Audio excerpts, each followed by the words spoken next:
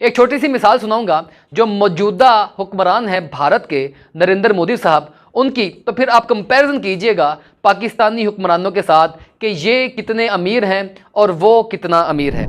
जो इस वक्त दुनिया के ताकतवर तरीन इंसान हैं उनमें भी शुमार होता है नरेंद्र मोदी का, और दुनिया के ताकतवर हुक्मरान इसको ज़ाती हैसियत से इसके दोस्त हैं और ज़ाती हैसियत से इसके नाम से इनको पुकारते हैं। 10 साल इक़्तिदार में रहने के बावजूद, ताकतवर तरीन इंसान होने के बावजूद, भारत जैसी ताकतवर तरीन मौशियत चलाने के बावजूद मोदी का दुनिया के किसी भी मुल्क में एक मरला का प्लॉट, घर या कोई खित्ता नहीं है। पाकिस्तान के हुक्मरानों की जानिब मोदी साहब तो बिल्कुल फ़कीर हैं, उनके पास तो कुछ भी नहीं है। भारत के पास मोहम्मद बिन सलमान जाने पर भी फ़ख्र महसूस करता है और पाकिस्तान के वो दौरे मनसूख कर देता है। और पाकिस्तान और भारत का मवाजना, हम उनसे लड़ेंगे, हम उनको बढ़ के मारते हैं। किस लिहाज से हम उनके साथ लड़ सकते हैं? किसी लिहाज से नहीं लड़ सकते, क्योंकि उनकी नीयत में फतूर नहीं है। समझ आइए आपको नाजरीन।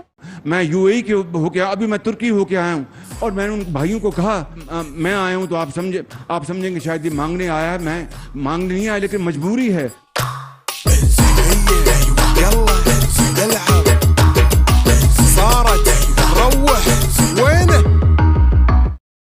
नमस्कार दोस्तों, जय हिंद। दोस्तों जैसा कि मैंने सुबह अपनी वीडियो में अनाउंसमेंट किया था कि आज के बाद इस चैनल पे मतलब अब पर डे आपको 2 वीडियो मिलेंगी, तो ये मेरा सेकंड वीडियो है आज का। और इस वीडियो में आप देखने वाले हैं कि मतलब शायद आपने किसी पाकिस्तानी के मुंह से ऐसी तारीफ पीएम मोदी की कभी नहीं सुनी होगी, और किस मामले में ये पाकिस्तानी पीएम मोदी की तारीफ करते हैं। क्योंकि आपने तो हमेशा सुना होगा कि हमेशा ये लोग पाकिस्तानी जो हैं पीएम मोदी को गाली ही देते हैं, लेकिन किस मामले में पीएम मोदी की तारीफ करते हैं। आप ये इंटरेस्टिंग वीडियो एंजॉय करें। वीडियो पसंद आए तो लाइक करना, चैनल को अभी तक आपने सब्सक्राइब नहीं किया तो प्लीज़ चैनल को सब्सक्राइब जरूर कर लेना। अगर कौमों की तरक्की देखनी हो, मुल्कों की तरक्की देखनी हो, तो सबसे पहले ये देखते हैं कि कौन सा मुल्क अमीर है और कौन से मुल्क के हुक्मरान अमीर हैं।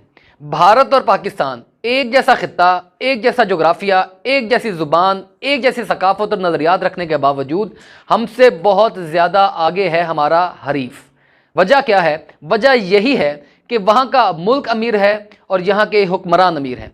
एक छोटी सी मिसाल सुनाऊंगा जो मौजूदा हुक्मरान है भारत के नरेंद्र मोदी साहब उनकी, तो फिर आप कंपैरिजन कीजिएगा पाकिस्तानी हुक्मरानों के साथ कि ये कितने अमीर हैं और वो कितना अमीर है। भारत के मौजूदा वज़ीर आज़म नरेंद्र मोदी 2014 में पहली बार हिंदुस्तान के वज़ीर आज़म मुंतखब हुए। हद दर्जा गरीब ख़ानदान से ताल्लुक़ रखने वाले मोदी ने अपनी सियासत का आगाज़ नहायत निचले दर्जे से शुरू किया। कोई भी पैसा नहीं था इसके पास, कोई हसब नसब नहीं था, कोई बहुत बड़ी फैमिली नहीं थी, कोई बहुत बड़ा ख़ानदान नहीं था, कोई बहुत बड़ी सफारिश इसके पीछे नहीं थी। फिर आखिर ऐसा क्या हुआ कि ये पहले गुजरात का वज़ीर आला बना और उसके बाद पूरे एशिया का सबसे बड़ा मुल्क, एशिया का सबसे बड़ा जमहूरियत वाला मुल्क, जमहूरियत में पूरी दुनिया में सबसे ज़्यादा स्ट्रॉन्ग समझा जाने वाला मुल्क भारत, उसका वज़ीर आज़म बना। नाज़रीन, नरेंद्र मोदी ने इंदिरा गांधी के इमरजेंसी के दौर में बेहद तकलीफ़ें काटी, गिरफ्तारी हुई, रोज़ ठिकाने बदलना पड़े, कत्ल होने का खौफ भी इसको रहा, और ये सबसे गुजरते गुजरते गुजरात के वज़ीर आला और फिर गुजरात से दिल्ली के मनसब पर जाकर बराजमान हुए। एक बात बहुत अहम है जो किसी अगली वीडियो में करूंगा कि पाकिस्तान की पॉलिटिकल कल्चर और भारत के पॉलिटिकल कल्चर में बुनियादी तफरीक, बुनियादी फ़र्क क्या है, यह भी बहुत अहम नुक्ता है जानने के लिए। लेकिन फ़िलहाल हम भारत के उस वज़ीर आज़म के ऊपर रहेंगे जो नहायत गरीब था और पाकिस्तान की उन हुक्मरानों का मुवाजना करेंगे जो नहायत अमीर हैं, लेकिन पाकिस्तान कहाँ है और भारत कहाँ खड़ा है। तो यहाँ पर जो इस वक्त दुनिया के ताकतवर तरीन इंसान हैं उनमें भी शुमार होता है नरेंद्र मोदी का, और दुनिया के ताकतवर हुक्मरान इसको ज़ाती हैसियत से इसके दोस्त हैं और ज़ाती हैसियत से इसके नाम से इनको पुकारते हैं। मोदी ने भारत को मुआशी, सफारती और मुआशरती लिहाज से नहायत बुलंदियों पर पहुंचाया है। मगर जो बात मैं करना चाह रहा हूं वो ये है कि 10 साल इक़्तिदार में रहने के बावजूद, ताकतवर तरीन इंसान होने के बावजूद, भारत जैसी ताकतवर तरीन मौशियत चलाने के बावजूद मोदी का दुनिया के किसी भी मुल्क में एक मरला का प्लॉट, घर या कोई खित्ता नहीं है जो उसके नाम पर हो। वज़ीर आज़म बनने से पहले एक मामूली सी आबाई ज़मीन इसके हिस्से में आती थी। जब वो वज़ीर आज़म बना तो उसने वो भी उसको तकसीम कर दिया, लोगों में उसको खैरात कर दिया। और पोस्ट ऑफिस अकाउंट में तकरीबन 9 लाख रुपए इसके पास मौजूद हैं। और इसके अलावा जिसका ज़ाती बैंक अकाउंट है उसमें तकरीबन 35,000 के पास कुछ रकम मौजूद है। अब बीमा पॉलिसी है 1,50,000 रुपए की, कोई ज़ाती घर, कोई ज़ाती गाड़ी नहीं है। मोदी साहब को अंगूठियों का शौक है और 2-4 उनके पास मौजूद भी हैं, जिनकी टोटल मालियत तकरीबन 2 लाख रुपए बनती है। और पूरी ज़िंदगी की जो जमा पूंजी है मोदी साहब की वो 2 करोड़ रुपए है। अब आए पाकिस्तान के हुक्मरानों की जानिब। पाकिस्तान के हुक्मरानों की जानिब मोदी साहब तो बिल्कुल फ़कीर हैं, उनके पास तो कुछ भी नहीं है। पाकिस्तान के हुक्मरानों की आप फहरिस्त जो है वो देखना शुरू करें तो आपके पास डाटा मुकम्मल नहीं होगा। मौजूदा हुक्मरान शहबाज शरीफ साहब के जो असासे जो उन्होंने डिक्लेयर किए हैं, डिक्लेरेंस के अलावा उनके बेइंतहा असासे हैं, लेकिन जो रफली डिक्लेयर किए हैं वो तकरीबन 9 अरब रुपए के पास हैं। नवाज शरीफ साहब जो उनके बड़े भाई हैं, जो साबिक वज़ीर आज़म रहे हैं, 3 मरतबा वज़ीर आज़म रहे हैं, और ये कहते हैं कि जब हम जद्दी पुश्ती रईस थे। दूसरा भाई कहता है कि हम जो है गरीब बाप के बेटे हैं। अब जो गरीब बाप के बेटे थे उनके 9 अरब रुपए और जो अमीर बाप के बेटे थे उनके 10 अरब रुपए असासे हैं। अब आते हैं इमरान खान साहब की जानिब। इमरान खान साहब तो बड़े ईमानदार है ना, खान साहब तो बड़े उनके पास पैसों की ज़रूरत नहीं है। लेकिन खान साहब के पास भी जो बनी गाला और जमान पार का घर है ना, ये तकरीबन 200 करोड़ रुपए की मालियत रखते हैं। और मोदी साहब इनके सामने क्या हुए, राह चलते हुए फकीर। पाकिस्तान का एक काउंसलर भी जो है ना वो मोदी साहब से अमीर है। लेकिन अगर हम मईशत का मुवाजना करें, अगर हम मईशत का मुवाजना करें, दोनों मुल्कों की तरक्की का मुवाजना करें, तो पाकिस्तान कहाँ और भारत कहाँ। भारत के पास मोहम्मद बिन सलमान जाने पर भी फख्र महसूस करता है और पाकिस्तान के वो दौरे मनसूख कर देता है। वहाँ पर डोनाल्ड ट्रंप साहब भी जाते हैं और यहाँ पर तकरीबन मुद्दत हुई है किसी अमरीकी प्रेसिडेंट को आए हुए। पुतिन साहब भी फ़ौरन जाके उनसे हाथ मिला लेते हैं और हम जाके पुतिन साहब के पास हाथ मिलाते हैं और वो कभी हमें हंसकर मिलते हैं और कभी मूड हो तो हमें मिलते ही नहीं। ये हमारे हालात हैं सफारती महाज पर। हम मौशियत लिहाज से इतने कमज़ोर हैं कि एशिया की सबसे बड़ी मंडी बन चुका है चाइना के बाद भारत। वो मजबूरी है पूरी दुनिया की उसके साथ ताल्लुकात बनाकर रखना। फ्रांस जैसे ममालिक उसके वज़ीर आज़म वहाँ पर विजिट करना फ़ख्र महसूस करते हैं।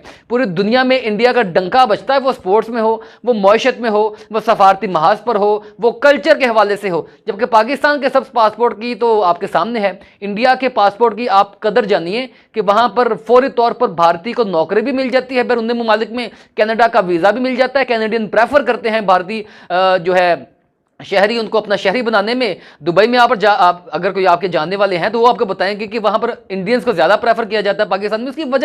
उसकी वजह यह है कि वो हुक्मरान जो हैं वो अपने ज़ाती असासे बनाने की तरफ फोकस नहीं करते। अटल बिहारी वाजपेयी साहब को देख लें, आपके अपने शहर का जो MNA होगा उसके असासे उससे ज़्यादा होंगे। भारत के हुक्मरानों का कल्चर वो नहीं है जो पाकिस्तान का है। और पाकिस्तान के हुक्मरानों के मैंने आपको बता चुका हूँ। चले अब जिक्र करते हैं आसिफ अली जरदारी साहब का। उन्होंने भी जो असासे डिक्लेयर किए हैं ना वो भी तकरीबन 14 अरब रुपए के पास हैं और अपने बेटे के असासे उनसे अलग हैं। जो बिलावल भुट्टो साहब के असासे हैं वो भी तकरीबन 6 अरब रुपए के पास हैं जो डिक्लेयर किए हुए हैं। अगर आप इनके टोटल असासों को देखें जो डिक्लेयर नहीं किए तो पूरा सिंध है इनके पास। और पाकिस्तान और भारत का मवाजना, हम उनसे लड़ेंगे, हम उनको बढ़ के मारते हैं। किस लिहाज से हम उनके साथ लड़ सकते हैं? किसी लिहाज से नहीं लड़ सकते क्योंकि उनकी नीयत में फतूर नहीं है। तब भारत हमसे हर महाज पर बहुत ज्यादा आगे है। इसी आपको मैं देखिए, दुश्मन है लेकिन दुश्मन की कोई अच्छी बात भी हो ना, इंस्पिरेशन के लिए जरूर लेनी चाहिए। अभी मैं आपको नरेंद्र मोदी साहब का एक एक्सेप्शनल चीज़ बताने लगा हूँ और जो पाकिस्तान के तमाम दयानतदार तरीन वज़ीर आज़म के लिए सबक है। इसको सबक समझ के सीखें और इस मुल्क को आगे लेके जाएं। कि मैं आपको दिखाने लगा हूँ कि इखलास और दयानतदारी की आला तरीन मिसाल क्या होती है जब आप प्राइम मिनिस्टर बनते हैं। और ये सबक है पाकिस्तान के तमाम दयानतदार तरीन वज़ीर आज़म के लिए। सुनाएं जी मोदी साहब ने क्या किया तोशा खाना के साथ। जब मैं गुजरात में था मुख्यमंत्री के नाते तो सार्वजनिक समारोह में जाता था तो लोग बैंड सौगात देते हैं, बढ़िया सा शॉल देते हैं, कभी कोई चांदी की तलवार दे देता है, कोई अच्छा ताजमहल दे देता है, कुछ न कुछ देते रहते हैं, बहुत बढ़िया पेंटिंग देते हैं। तो मैं भी इंसान हूँ, मेरा भी मन करता है यार ये बहुत बढ़िया पेंटिंग है, इस घर में एक दीवार पे लगाऊंगा, मेहमान आएंगे तो अच्छा लगेगा। ये बढ़िया सी मूर्ति दी है, यहाँ रखूंगा तो बहुत अच्छा। मेरा भी मन, आपका भी मन करेगा। मेरा मन नहीं करता था और मैं ये सारी चीजें सरकार का जो ट्रेजरी होता है, तोशा खाना बोलते हैं, उसमें डाल देता था। वो भी बड़े तंग आ गए कि ये सब क्या सब्जी आप बारियां बेच देते हो। मैं कहाँ रखूंगा भाई, मेरे कौन संभालेगा इन चीजों को, कोई इसके लिए किसी को रखना पड़ेगा मुझे। मैं दे देता था। फिर मैं उसका वैल्यूएशन करवाने लगा, फिर मैंने उसका ऑक्शन करवाना शुरू किया। मैं गर्व से कहता हूँ कि जब मैंने गुजरात छोड़ा था तो ये जो मुझे मिलती थी चीजें, मैं उसका लगातार ऑक्शन करता था पब्लिक में, और ऑक्शन करके उससे जो पैसा आता था वो मैं गर्ल चाइल्ड एजुकेशन के लिए सरकार में डोनेट कर देता। ये अमाउंट करीब 100 करोड़ से ज्यादा थी जो मैं बच्चियों की शिक्षा के लिए देते था। क्यों जी इफ्तिखार साहब, ये होती है लीडरशिप। I appreciate. जहां तक क्या दुश्मन मुल्क है लेकिन लीडरशिप देखो क्वालिटी है ना, देखो ना कहां से आया। वर्कर था, लड़ता लड़ाता कहाँ आया प्राइम मिनिस्टर है, उसको उस प्रोसेस से गुजर के आया। ठीक। किसी फौज के जरिए नहीं आया, किसी साजिश के जरिए नहीं आया, किसी बहरहाल आप अप्रिशिएट करते हैं कि पाकिस्तान